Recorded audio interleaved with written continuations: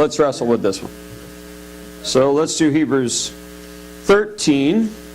And here you go. Here's a big principle you need to really nail this one. You always have to look in the larger context.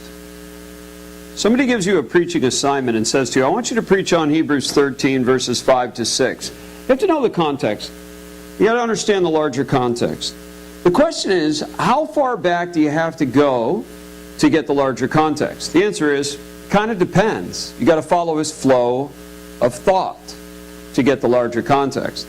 Second thing is, big principle for this one that you're going to learn that's really important is this.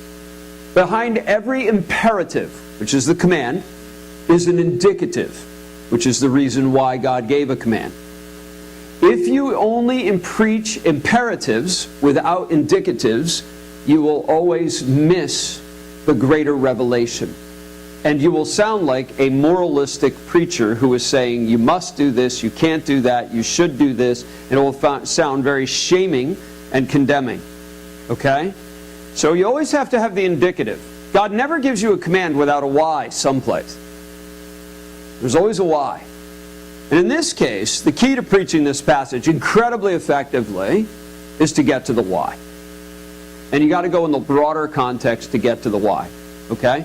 Now, hear me for a second. Some of you were talking about, preaching this one as contentment, and some of you talked about our securities in Christ, and so let's read just the two verses, and then let me pull it back a little bit. Keep your lives free from the love of money, and be content with what you have, because God has said, never will I leave you nor forsake you. So we say with confidence, the Lord is my helper. I will not be afraid. What can mere mortals do to me? So in this sense, if you preach just these verses, there is a bit of an indicative there in the, never will I leave you nor forsake you, the Lord is my helper. Those are indicatives. Those are reasons why you can live free from the love of money. And that's true. And you could preach that. But let's take it to the broader context this time, and let's look in the broader context. You go all the way back to, start at, Hebrews chapter 11. Listen, I'm just giving you a flow of thought for the larger context of the letter. Hebrews chapter 11, he's talking about what? This is easy, right? The hall of faith. And all these guys have something in common. God gave them a promise. They held on to the promise. God delivered. God gave them a promise. God held on to the promise. God delivered. That's the context there, right?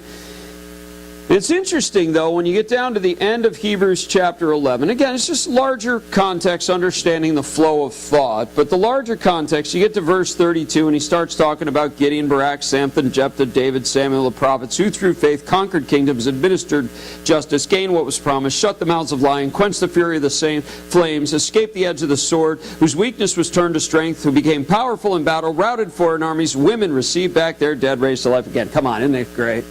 Believe God for promise, God delivers. It's great, but that's not where he ends. You wish he did. There were others, dang, who were tortured. That ain't the way it's supposed to end. Refusing to be released so they might gain an even better resurrection. Some faced jeers, flogging, chains, imprisonment, put to death by stoning. That's the old-fashioned kind, in case you missed it. They were sawed in two, killed by the sword, went about in sheepskins, goatskins, destitute, persecuted, mistreated. The world was not worthy of them. They wandered in deserts, mountains, living in caves and holes in the ground. Notice this phrase. These were all commended for their faith, yet none of them received what had been promised. Oh, wait a second. They had faith just like everybody else in the passage, but God didn't deliver. What do you do with that? You see, it's an important passage because of what he says next. Since God planned something better for us, so that only together with us would they be made perfect. So catch this. He's starting to build a theme that's incredibly important. He's saying it's not all about you and it's not all about the here and now. There are some things you're fighting for that are not going to be fulfilled for another generation with another people, but you're part of a larger family. You're part of an eternal kingdom. You're not part of a temporary kingdom. That's very important. He's going to build on that theme in chapter 12. Notice verse 1. Therefore, since we're surrounded by such a great cloud of witnesses, let us throw off everything that easily entangles and hinders and the sin and so forth, and run the race with perseverance. And you go on through this chapter, and he's talking about discipline. Verse 4. And he's saying the Father is a good Father, and he disciplines those he loves, but it's for a good purpose. It's never punitive. It's always restorative. It's always about holiness. It's always about training. Look at verse 11. No discipline seems pleasant in the time, but painful later on. However, it produces a harvest of righteousness and peace for those who have been trained by it. And then he gets to verse 14. He wants you to live in peace with everyone. Be holy. Without holiness, no one will see the Lord. There's an eschatological sense to that. There's an intimacy sense to that. Then verse 18. Please understand the context of his eternal kingdom and his thinking about you're playing for a larger picture when you get to verse 18. You have not come to a mountain that can be touched, that is burning with fire, to darkness, gloom, and storm. What is he referring to there? Mount Sinai. Okay? He's referring to a temporary mountain, and he's referring to the Mosaic covenant. Right? Okay? That's not you, he says. To a trumpet blast, or to voice speaking words, that those who heard begged no further word be spoken to them. That is, the Lord spoke out of the mountain and the people didn't want to hear it anymore because it scared them. Right? Because they could not bear what was commanded. If even an animal touches the mountain, it will be stoned to death. The sight was so terrifying, Moses said, I am trembling with fear. But you have come to Mount Sinai, city of the living God, the heavenly Jerusalem. You have come to thousands upon thousands of angels in joyful assembly, to the church of the firstborn, whose names are written in heaven. You have come to God, the judge of all, to the spirits of the righteous made perfect, to Jesus, the mediator of the new covenant, to the sprinkled blood that speaks a better word than the blood of Abel. See to it that you do not refuse him who speaks. If they did not escape when they refused him who warned them on earth, how much less will we if we turn away from him who warns us from heaven? At that time his voice shook the earth, but now he has promised, once more I will shake not only the earth, but also the heavens. This is an interesting thing. So here's what he's saying. He's saying, listen, this old covenant that Moses came to, that was full of awe, wonder, had its glory, it was a shakeable kingdom. He says, one day I'm going to shake it all out. Nothing's going to be left. But not you. So you're not like that. You've entered a different covenant. Pick up at verse 27. The words once more indicate the removing of what can be shaken. That is, created things. So that what cannot be shaken will remain. Therefore, since we are receiving a kingdom that cannot be shaken, let us be thankful and worship God acceptably with reverence and awe, for our God is a consuming fire. Notice what he's saying in the context. He's giving you the indicative of why now he's going to give you all these commands. Verses 1 in chapter 13 and following are simply commands of how you should live, given the fact that you are part of an unshakable kingdom. Everything else will be shaken out in this world, but you are part of an unshakable kingdom. Given the fact that you are part of an eternal family and you belong to an unshakable kingdom and an unstoppable king, this therefore is how then you shall live. That's his context. This is who you are. It's coming out of your identity and his identity. That is, you are part of an unshakable kingdom as a child of the king, and he's an unstoppable king. Given that, this then there is how you shall live. Keep on loving one another as brothers and sisters. Why? Because you are eternal brothers and sisters. That's an unshakable reality. And since you belong to an unstoppable king and an unshakable kingdom, you need to love one another, because you will be eternal brothers and sisters. Are you tracking with him? Okay? Then you pick up at verse 2. Do not forget to show hospitality to strangers, for by so doing some people have shown hospitality to angels without knowing. This one is too part of the unshakable kingdom. The angels are part of the unshakable kingdom, and hospitality is part of this. Verse 3. Continue to remember those in prison. Again, it's just how we treat one another. And obviously these people are in prison for their faith. And he wants them to be remembered because they're part of the eternal brothers and sisters. Marriage. should be honored by all, the marriage bed kept pure. Why? Because you're part of an unshakable kingdom and an unstoppable king. And you got to live for eternity and not for the here and now pleasures that this world offers, including sexual immorality.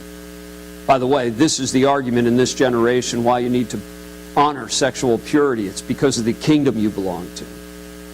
You want to get near the king. You want to see the power of the king in your life. Sexual purity is not an option.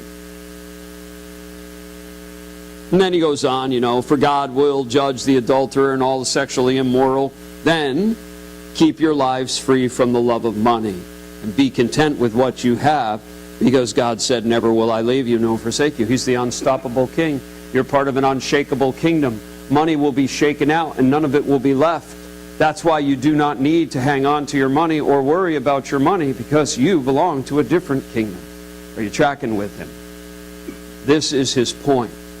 He's making all of these commands out of a greater indicative statement, and that is, you have an unstoppable king and you're part of an unshakable kingdom, and that's why you need to live thus.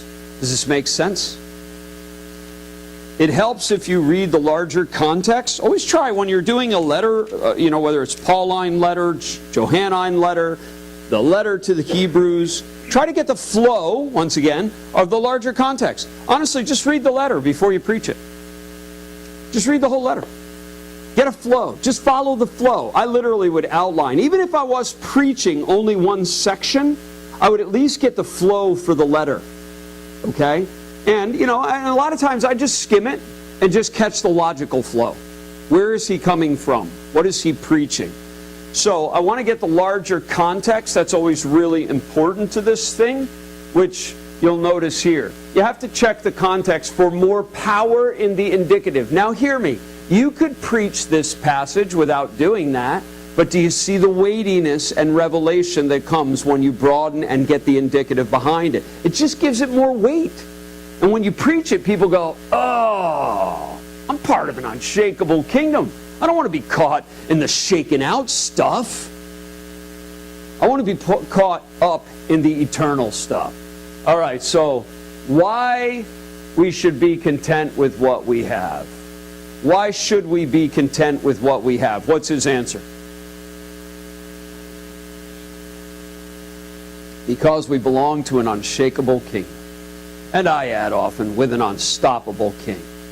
You do have to know he is the king. But this is his larger thing. My point, we should not get tied down to material stuff because we belong to an unshakable king. Don't sweat the small stuff when you are a son of the King Most High Eternal. You could say it in a ton of different ways, but that's his point. And there's different ways. When I get to the main point here, what I try to do is stick it in one sentence that captures the entire passage, and everything tries to fit in that context. If you preach this passage just verse 5 and 6, you could do the indicative connected to verse 5 and 6. You can be content because God is always with us. That's true. Notice that's part of the unshakable kingdom and the eternal nature of the king and the kingdom. That's why he tied that verse in, because of his larger context. Okay? Now, if you only did that, you'd be fine. Those of you who are doing that, you are on the target, you are right there. Just going to the larger context adds a weightiness to the text that just gives you a little more revelation and pop. But if you were saying, hey, you can live contented because God is with you, you were fine. You're preaching the word. It's just that larger context adds a lot of pop. Does that make sense to you? And so you want to, in this case, you always want to look at the larger context, get the logic flow going in the larger context, and the second big idea in this learning right now is always tie the indicative to the imperative. Never preach the imperative without the indicative. Don't just do the command, do the why. Why? Why did God say this? If you don't have a why tied in, you're going to preach moralisms and you're going to shame and condemn. Don't do that. Give them the whys. You with me? That's the big learning on this one. And again, you could have done that in that passage. And it would have been okay. Would have been fine. It just adds a little bit more pop if you can go to the larger context. All right, let's look at the next one. Hebrews chapter 10. Look at that one. that next one. Oh, that one wasn't on your list, right? I was going back here. This is where that starts, by the way. I didn't even start as far as I could have. He started this thing, and therefore, because this is true, let us. That's where it actually started. The context of this was way back in Hebrews chapter 10. If you want to even go further, I started at chapter 11. I could have started at chapter 10. And by the time you get to Hebrew 12, this is just one of those let us passages. It's coming out of Hebrews chapter 10, which was, once again, this concept. And when you get to 12, here's another one. Therefore, let us. And this is because we're part of an unshakable kingdom. It is illogical for us to have a love of money. Nothing can take us out of God's hand or steal our security from an eternal king who is unstoppable. No one can conquer him. He's unconquerable. You don't have anything to fear. That's why you don't have to live with the love of money. That's his point in a larger context. Now, if I'm preaching this, I'm not chasing this way back here. I'm not doing what I just did with chapter 11. I'm not doing that. I'm starting this right here. I may capture the little bit before this, like maybe verse 18, I think it started, where he's talking about Mount Sinai. I would have started there, but I probably wouldn't have read that far. I would have started reading here, while I may have summed up verse 18. Okay, because I don't want to read too much. I don't want to overwhelm them with a 3-chapter talk. But I want to know what he's saying in its context. I want to know the flow of the text because it gives me more weight when I'm preaching. Does that make sense? Next one. Again, exhortations are always backed by strong theology. Every imperative has an indicative. This is really a big biblical concept. Every command has a reason why. And if you don't tie it back to the indicative, then we end up scolding, condemning, shaming. We preach a bunch of shoulds and shouldn'ts, and it sounds very moralistic. And you don't want to preach that way.